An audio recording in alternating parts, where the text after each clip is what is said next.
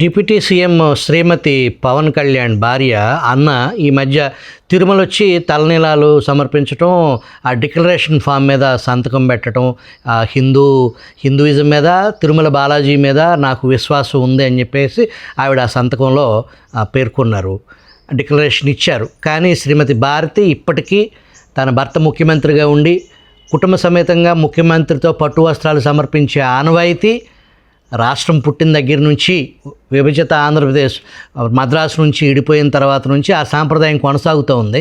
కానీ జగన్మోహన్ రెడ్డి వచ్చిన తర్వాత ఆ పరిస్థితికి బ్రేక్ పడిపోయింది. గత ఎన్నికలకు ముందు జరిగిన సంక్రాంతికి ఏకంగా మీ ఇంటికి కోతవేటు దూరంలోనే తాడేపల్లిలో ఏకంగా తిరుమల సెట్టు వేసిన పరిస్థితి. దీన్ని ఎలా చూడాలండి? నేను ఎలా చూస్తా ఉంటానండి, విచిత్రం. భారతి గారు ఇంటి ముందు తిరుమల సెట్ వేసుకొని ఆమె ఎక్కడికి అసలు ఆమెకి బాగా దేవుడు అంటే నమ్మకమే, అందుకే మేము వేసుకున్నాం ఉంటుంది. ఆమె ఏ గుడికి రాదు, కానీ క్రిస్మస్ రోజు మాత్రం చర్చికి వెళ్తుందండి. ఆమె చర్చిలకి వెళ్తుంది. మరి ఆమెనేమనాలి? ఇక ఆవిడ హిందూ అనాలా లేకపోతే క్రిస్టియన్ అనాలా, ఏమనాలి జనం? ఆమె అసలు గుడికి ఎక్కడికి రాదు. ఆయన ఒక్కడే వస్తాడు, ఆయనే చేస్తాడు. డిక్లరేషన్ ఇవ్వమంటేనే కదా పోయినసారి పవన్ కళ్యాణ్ మీద ఒంటికాల మీద యుద్ధం చేశారు అందరూ. డిక్లరేషన్ ఎవరైనా ఇవ్వాల్సిందే. అది మీరు క్రిస్టియన్, మీరు ఆ చర్చికి వెళ్ళి మీరు ఎంత నమ్మకం, అట్లాంటిది ఇంటి ముందు సెట్లు వేసుకొని దేవుడి దర్శనం చేసుకొని 5 కోట్లు పెట్టి మళ్ళీ ఆ సెట్కి ఇవన్నీ చేసుకొని పూజలు పునస్కారాలు అన్నీ వాళ్ళే చేస్తారు. మేమిద్దరం ఊరకనే కూర్చొని చూస్తామని చెప్పి ఓ సెట్ వేసుకున్నారనమాట. అంటే దేవుడు గుడికి వెళ్ళటానికి మీకు లేదు. ఆవిడ ఏనాడు ఏ గుడికి రాదండి, ఆమె చర్చికే వెళ్ళుద్ది. ఆయన మాత్రం ముఖ్యమంత్రి అయ్యాడు కనుక నమ్మించాలి జనాన్ని అని చెప్పేసి ఇప్పుడు వచ్చి ఎప్పుడన్నా పొట్టు వస్త్రాలు అది అడప ఒకసారి ఇస్తే ఒకసారి వచ్చేవాడు కదా. అది కూడా వేరే వాళ్ళు వాళ్ళ బాబాయిని పిన్నిని పెట్టాడు కదా అక్కడ, మీరే చూడండి అంటే వాళ్ళే నడిపించేవాళ్ళు అక్కడ అంతా కూడా. ఎట్టాని ఇప్పుడు ఇక్కడ గుడికి కూడా ఆయన ఏనాడు వచ్చిందే లేదండి. పక్కన గుడి కట్టించారు. అప్పుడు వెంకటేశ్వర స్వామి గుడిలాగా వెంకటపాలెం దగ్గర కట్టారు గుడి. వెంకటేశ్వర స్వామి తిరుపతి వాళ్ళది, అది టీటీడీ వాళ్ళది.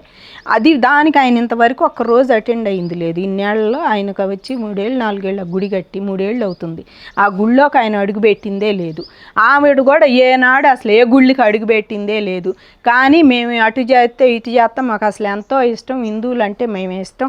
నేను హిందూ మతంనే ఇది చేస్తాను అది చేస్తాను అని చెబుతాడు. వాళ్ళ అమ్మ కూడా, వాళ్ళ చెల్లెలు వీళ్ళంతా కూడా క్రిస్టియన్ మతమే ఇష్టం అండి వీళ్ళకి.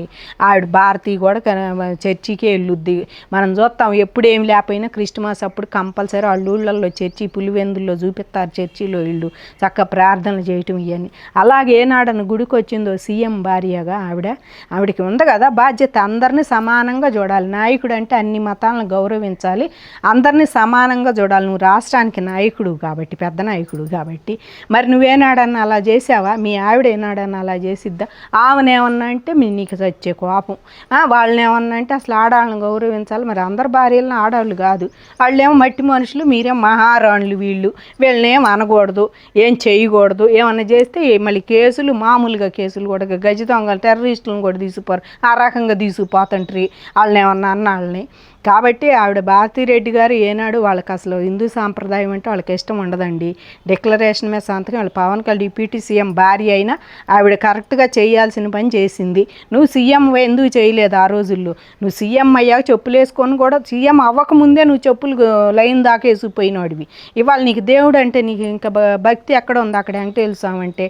ఇలాంటి వాళ్ళందరూ ఒకటయ్యి, ఇలాంటి వాళ్ళందరూ చైర్మన్లు అయ్యి, ఇలాంటి వాళ్ళందరూ సీఎంలు అయ్యి, ఇలాంటి వాళ్ళందరూ చేసి వాళ్ళు రోడ్ల మీద పడుకుంటున్నారు. అబ్బో ఏదో జరిగిపోతుంది, గోవులు చచ్చిపోతున్నాయి, అవి చచ్చిపోతున్నాయి, అసలు టీటీడీ అపచారం జరిగిపోతుంది అని చెప్పి. టీటీడీలో హిందువులే ఉండాలి, అన్ని మతస్థులు ఉండకూడదు, వాళ్ళు చేయరు భక్తిపూర్వకంగా అన్నందుకు ఎల్వి సుబ్రహ్మణ్యాన్ని శంకరగిరి మాన్యాలు పట్టించారు. మీరు నిజం. ఇవాళ మీకు పాపం హిందూ మతం ఎక్కడ పోతుంది? గోవులు చచ్చిపోయినాయని బాధగా ఉంది.